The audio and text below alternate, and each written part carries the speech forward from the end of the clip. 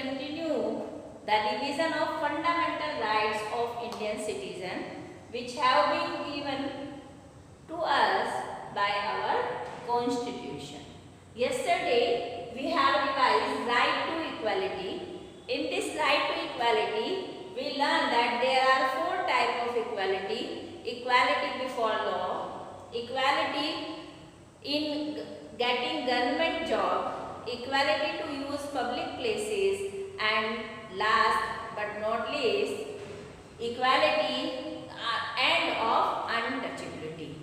So we have seen that there is a group of four equality combinedly called right to equality. Today we will revise right to freedom, that is second and most important right given us by our constitution, right to freedom. जैसे कि हम अपने दैनिक जीवन में भी बहुत बात करते हैं, हमें ये स्वतंत्रता चाहिए, हमें इस तरह की स्वतंत्रता चाहिए, ये चाहिए, क्योंकि हमको लगता है without freedom we can't develop ourselves. तो इसके लिए हमारे कॉन्स्टिट्यूशन ने हमको कुछ फ्रीडम्स दी है। That right to freedom is a group of 6 type of freedom given by Indian Constitution, and these freedoms are very important for our all-round development. First of all, freedom of speech and expression, विचार और अभिव्यक्ति की स्वतंत्रता। हमारा constitution कहता है कि देश के सभी नागरिकों को अपने विचार अभिव्यक्त करने की स्वतंत्रता है और हम पब्लिकली अपने विचारों को अभिव्यक्त कर सकते हैं। लेकिन इसी के साथ साथ हमको हमेशा ये ध्यान में रखना चाहिए कि जो भी अधिकार होते हैं, जो भी स्वतंत्रताएं होती हैं, वो एक बाउंडेशन के साथ होती हैं। मुझे मेरे विचार अभिव्यक्त करने की स्वतंत्रता है, लेकिन कहाँ तक? जहाँ तक मैं दूसरों की स्वतंत्रता को हानि ना पहुँचाऊँ। यानी मेरे विचारों से किसी व्यक्ति के व्यक्तिगत स्वाभिमान को और ठेस नहीं पहुंचनी चाहिए, अन्यथा उसकी जो स्वतंत्रता है वह उसका प्रयोग कर सकता है। इसलिए जो right to freedom to speech and expression है, ये हर व्यक्ति को स्वतंत्रता देता है कि वह अपने सरकार के बारे में, अपने समाज के बारे में अपने विचार रख सकता है और उनको अभिव्यक्त कर सकता है। पब्लिकली भी कर सकता है, पर्सनली भी कर सकता है।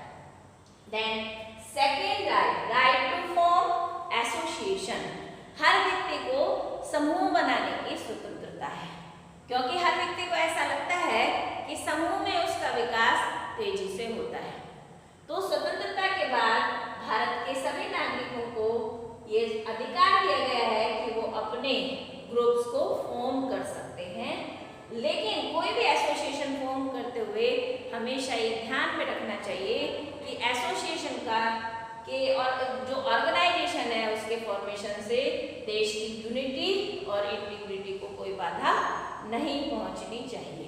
यानी हम कोई भी एसोसिएशन फॉर्म कर सकते हैं, जैसे आपने देखा होगा, सुना होगा, शिक्षक संघ, मजदूर संघ, किसान संघ, यानी दीज आर एसोसिएशन। जैसे मजदूर संघ is an association of labourers for their benefits. हर मजदूर जो है उस एसोसिएशन का मेंबर हो सकता है अपने लाभ के लिए। ऐसे ही फार्मर्स ने अपने लाभ के लिए, अपने हितों की रक्षा के लिए किसान संघ जैसे ऑर्गेनाइजेशन को फॉर्म किया है। यानी देश का हर नागरिक किसी एसोसिएशन का मेंबर हो सकता है, वो कोई नई एसोसिएशन फॉर्म कर सकता है, लेकिन हमेशा ये ध्यान रखना है कि वह देश की यूनिटी और इंटीग्रिटी के लिए कोई बाधक नहीं होना चाहिए। Then third freedom, right to move freely in the country, हमें देश में कहीं भी घूमने फिरने की स्वतंत्रता है। देश में कहीं भी आने जाने से हमें कोई नहीं रोक सकता है, बट इन पीसफुल टाइम, जब शांति और व्यवस्थाएं चारों तरफ ठीक ठाक हैं तो हम कहीं भी फ्रीली मूव कर सकते हैं। लेकिन अभी आपने देखा होगा, कोरोना की वजह से लॉकडाउन चल रहा है, सरकार ने लोगों के फ्री मूवमेंट को बंद कर दिया। इसका अर्थ ये नहीं है बाधा पहुंचाई गई है, बल्कि ये किस लिए किया गया है? देशवासियों के स्वास्थ्य की रक्षा के लिए, क्योंकि हेल्थ मेंटेन करना ये भी गवर्नमेंट का कंपल्सरी मैंडेटरी वर्क है।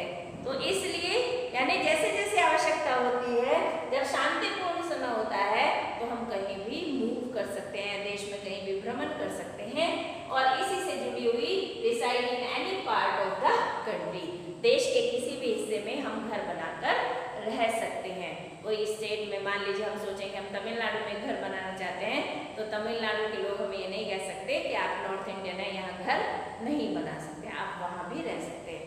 ऐसे ही देश के किसी भी हिस्से में आप घर बनाकर बस सकते हैं, रह सकते हैं। Then right to practice any profession, any profession, कोई भी प्रोफेशन, हम कोई भी रोजगार कर सकते हैं, किसी भी रोजगार को अपना सकते हैं। हमने सुना होगा कि भारत में जातीय व्यवस्था के कारण पहले जो प्रोफेशंस थे वो वंशानुगत थे, यानी धोबी का बेटा धोबी ही बनता था, बढ़ई के बच्चों को बढ़ईगिरी ही करनी पड़ती थी, ऐसा अब नहीं है। व्यक्ति अपनी रुचि के अनुसार कोई भी प्रोफेशन को चूज कर सकता है, उस काम को कर सकता है, यानी किसी भी प्रकार के ऑक्यूपेशन को अपनाने से हमको कोई नहीं रोक सकता है। And last, freedom, right to arrange public meeting peacefully, हम कोई भी सभा कर सकते हैं but peacefully, without any arm, कोई हथियार लिए बिना शांतिपूर्वक सभा करने की स्वतंत्रता भारत के प्रत्येक नागरिक को है। तो इस तरह से हम देखते हैं these freedoms are very much important in our all round development in life, and our constitution provide these freedom to each and every citizen of India. Okay, thank you, have a nice day.